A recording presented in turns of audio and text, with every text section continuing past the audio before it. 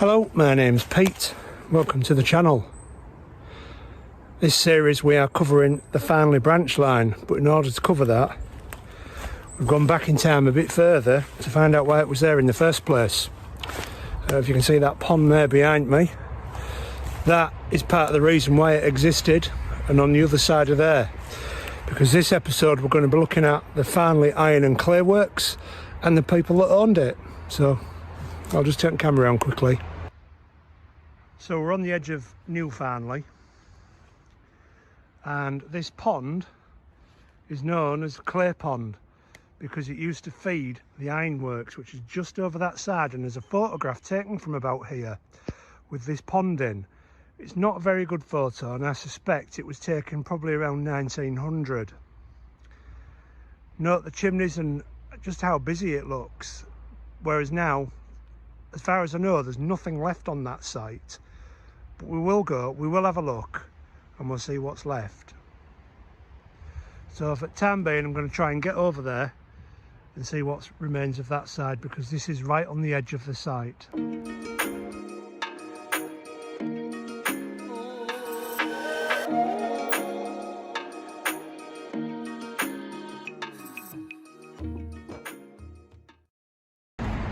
Now I've made it to the other side of the pond, which is there. Now where that wooden structure is, there is an outlet, and down here it's obviously been hollowed out, and there's a stream running down there. And our iron and clay works at Farnley was here.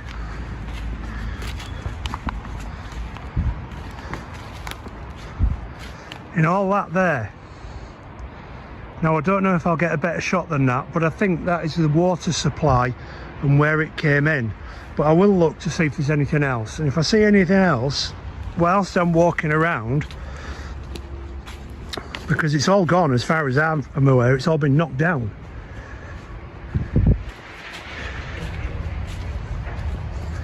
So as I go along and I find any more rubble or anything like that, if it's got markings on it, I'll be sure to take a film of it and show you.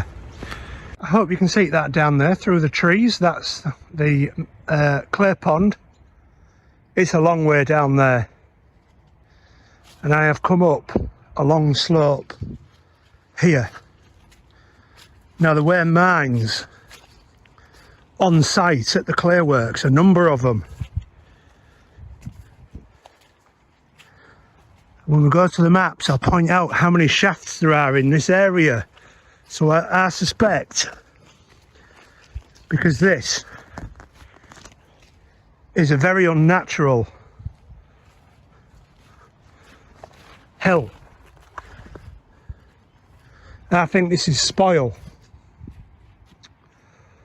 So right down there and over this way, and the clay farm, the clay factory is down there to the right. That is the farm where we were at, and he said there was an embankment, and I think he means this, but to be quite honest with you, I don't think that's it at all, because the line came round the front of that where there was an engine shed, or I think it was an engine shed, and various other lines then pulling off to the right and going into the clay works. Now if you watched the last episode, the farm that we came across is over that brow. Round there is various structures and what I think was a railway shed, but we can see a hollow in this field here going through there. Now I think that is our railway line that we're looking for, so I'll try and pick it up down there because it wasn't on top of here. On the maps where I am, it does show there were structures here. I don't know what they were, but we can clearly see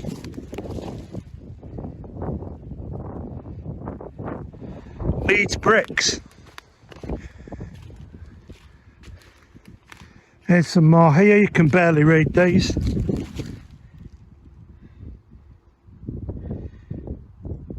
Farnley brick. As we go along, we'll see what there is, but I think our railway line ran down there. I made it down that embankment. It's really quite steep and overgrown, That is the track bed, clear as day. At this point I am not certain if this is narrow gauge still or standard gauge. It's difficult to tell, even from the maps it's difficult to tell. But that's where it ran, and then behind me is a large expanse there. So this large expanse is where it goes round here, but somewhere around this point here it goes into what was Farnley Iron and Clay Works. It was closed by 1957, so the railway was gone. This looks like a bit of a, I don't know if somebody's done this on purpose or whether it was put here to control it when the railway was here. But that is Farnley Clay. But this is our track bed on this side here. Now we can see what we've got here, look. That might look like brick to you, but it's not. It's red spoil. That is because amongst all this is coal there. And coal mining used to be inefficient, especially when this place was running. There are shafts and mines all under this ground here. So the spoil used to come out and be piled up on places like that. Bearing in mind these trees were here. And sometimes in the summer heat it used to catch fire and it would smoulder and it would be seen to steam. When it rained on it, these would burn for years, and they would quite often just leave them burning. So I think that there is our way, would have been our way in, but our track bed here has been cut off by what is now a bit of a pond. So that coal could burn for years, and it would compact and it would go that red, and then it would be called red spoil.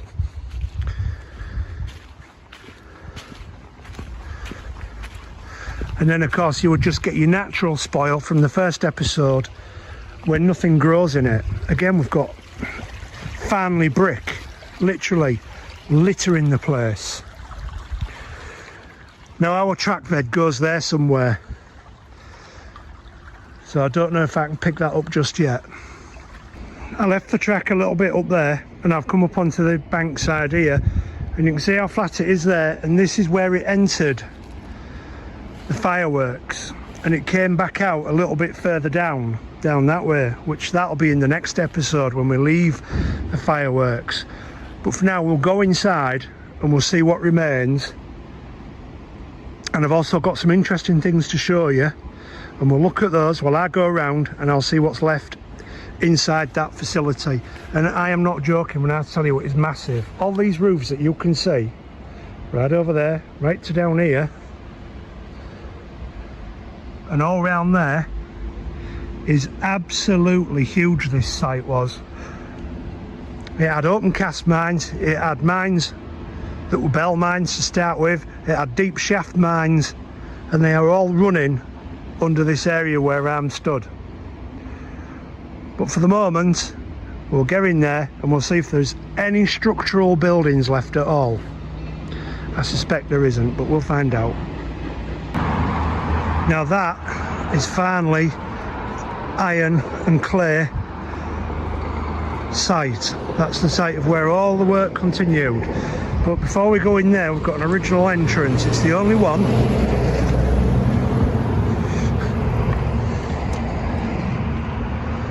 And that's it. That's the original entrance for some of the workers. I would imagine this would be more like an office gate, but it's got the gate there, it's got the posts and a ton of ironwork. So let's go in and see what we can find.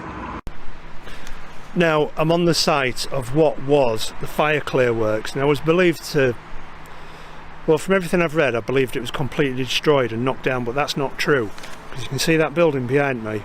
That is part of the Iron and Fire Clay Works of Farnley. It's quite exciting stuff. I'll turn the camera around and I'll show you what's left. There's a few buildings, so we'll have a look. So what we're looking at here is the building of the Fire Clay Works of unknown use. It's clearly made of glazed brick, which this site was well known for and lauded over. And we've got those there. We've got an original doorway that's been blocked up. Down here we have another doorway and a step still in situ. Now that was an unknown building, but where the vehicles are parked there, I've spoke to somebody who knows this little bit of the site quite well, and that was originally a building there, the estate office, and until not too long ago it remained in situ. But we've got original cobbles down there, and what's even more exciting is somebody knows what this building is here. Now it looks quite modern with the modern tiles on there, modern rendering, but check out the floor.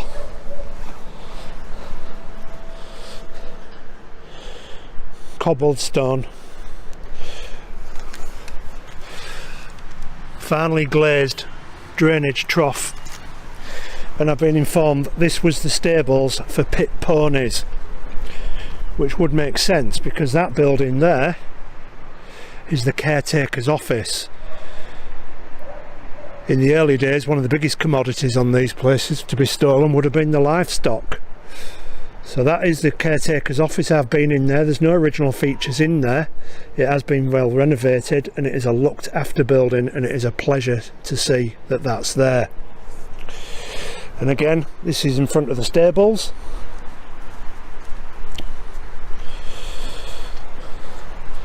As you can see, we've got the Fire Clay all down there, and then it stops at the end here.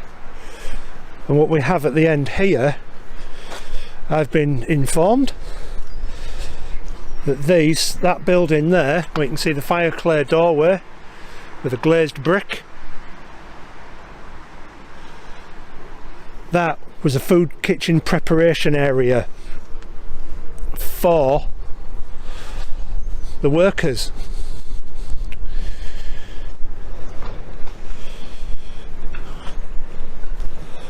And if we're coming a bit closer here, we've got these windows remaining glazed brick around the edges. Absolutely beautiful. And then we've got more Fire Clay down here. And then we've got these buildings here. These look like warehouses to me. And I was informed that that building at the end was an office. And there was loads of paperwork found in there. But it is highly likely. But when we look at the front of this building, you can see we've got the original stone lintels in place there. That one's been altered slightly.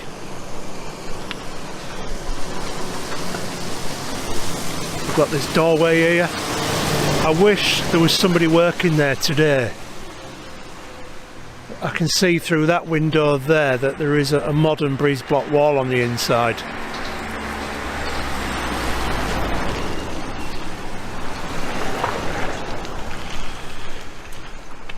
And then here, look at that archway.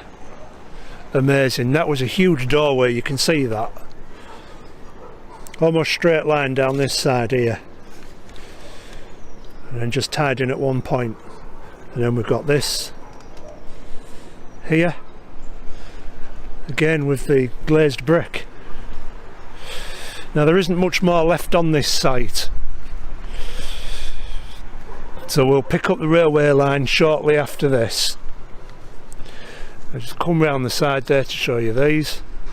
Unfortunately, we can't get in those ones today. So we are here on the site now, and there are original buildings. for sure. This one here is 1901, and it is probably part of where they made urinals and baths, because I've spoke to a gentleman who owns all these buildings here, all these, and that one at the back that you can see peeking up, and these ones at the front here, and that huge one there which is cladded. But they're all original buildings from the iron and clay works. This was clay. That at the back was a hopper apparently, where they mixed the materials, and this was a production line in these sheds for sanitary wares. Now he's uncertain what this building was for. That's got a date stone in there of 1901. This building here has a date stone behind the cladding of around 1897, he seems to think. But all original buildings. Inside that one is glazed bricks, and I would even go as far as to say that is an original piece of gutter in there as well. So we've got all that, and then we've got these buildings here, and I will go around the front of this one as well. This is where we start the video today.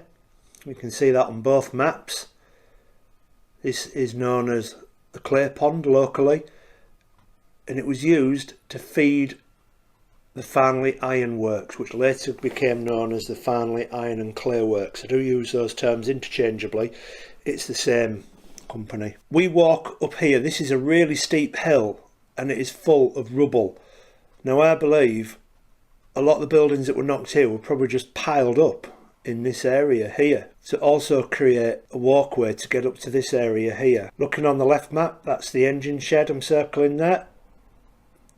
And going over to the right map, this is the actual area where we were walking, trying to find any remnants. Now it is difficult to see anything here because all the topography has changed. It is uneven and quite literally all over the place, and I did find difficulty in finding where the railway was. When I did eventually find it, there's where it runs, the ground is a bit hollow, and we pick up the track somewhere around there. You can look on both maps on that. You can see where the railway goes round. This is where we followed it, and we lost it about here where it entered the site, if you look on both maps. Now the modern day industrial estate is a lot lower than the ground around, and I believe that is because all this was mining area. The buildings we've seen today, or should I say on this episode, I'm zooming closer, the map will change. The buildings we saw today are here. This row here. There was a travelling crane on the outside, you can see that there. And this was supposedly the caretaker's house. This is where the vans were. That's all been knocked down, but those are still there. And then we have the building across here, which was the stables. We've got an air shaft marked there as well, look. You can see that. Now the big building that we've seen is here. That'll be our reference point. That's original 1901. These buildings I've got inside to, and we've got some footage of that. I'm going to zoom out just to show you how extensive the site was. This industrial site is not a small industrial site. It is huge. All this area here was pits basically where they were digging the clay out. We can see one across the road there, look, Grove Colliery. And if you look down there, we've got an air shaft. Got another air shaft there. There is literally air shafts everywhere on this site. I'll just move it in one more time. Again, we've got the air shaft down there, and if we look where I'm centralising now,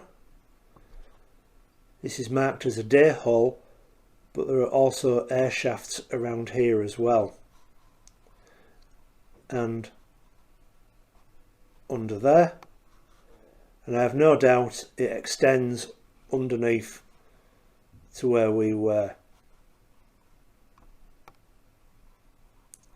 So I've got some other images to show you, and I'll tell you a little bit more about the Farnley Iron and Clay Works. This is an aerial photo of the Farnley Iron Clay Works. That building there is the one that was built in 1901 with a chimney next to it and a line of roofs of the buildings that still exist.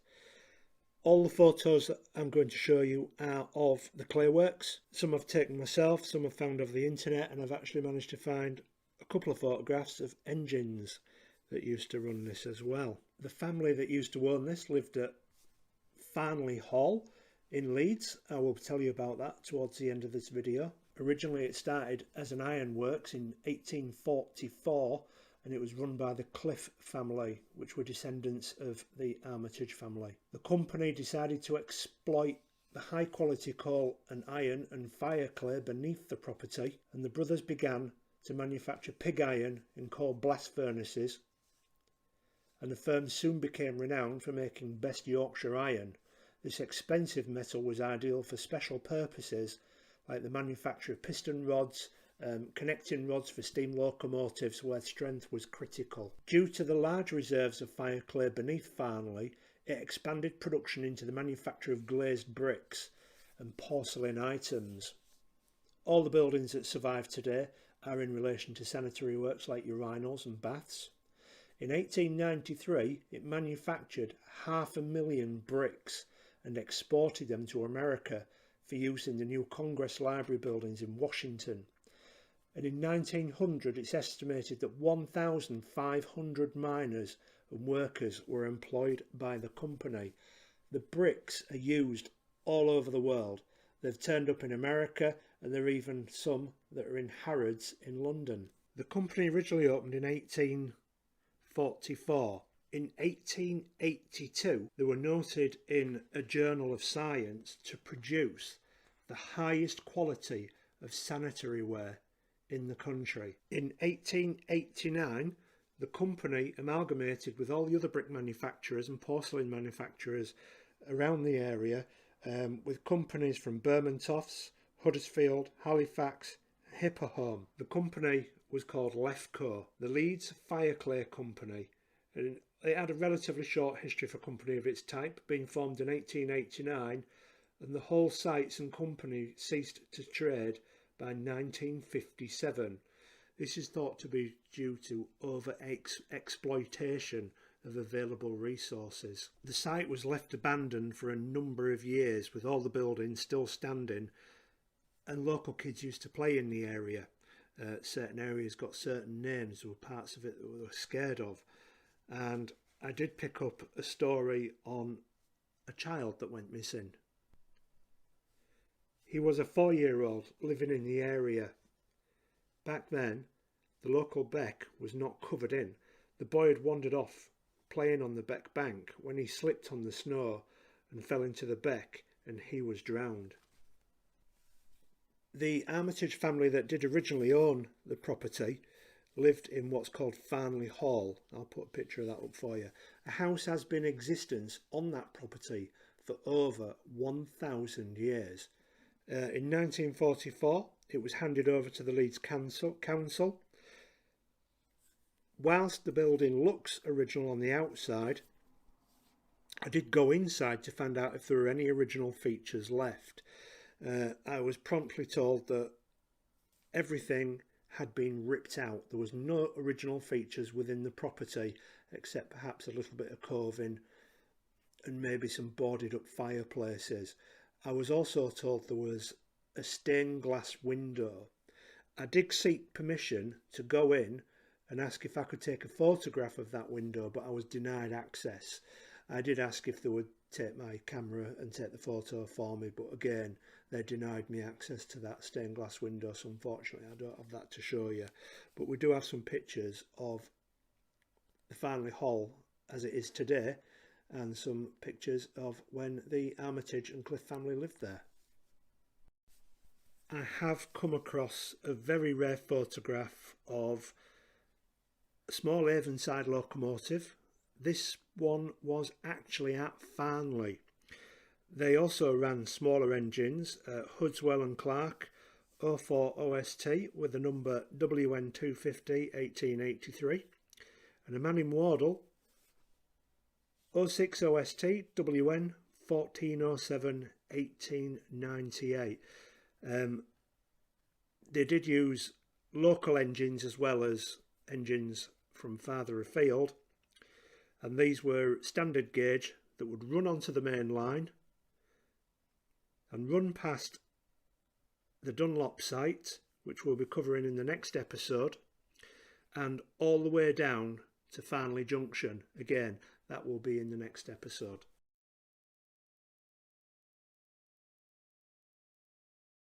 I hope you've enjoyed this episode. If you have, give me that thumbs up button. Please subscribe to the channel, it's completely free. This one has been a bit of a mission, trying to find that track bed because it's so overgrown, so untrodden. Even so, bramble cut on my nose. There ain't a lot of work to do for you guys. Alright, so take care and I'll see you in the next one.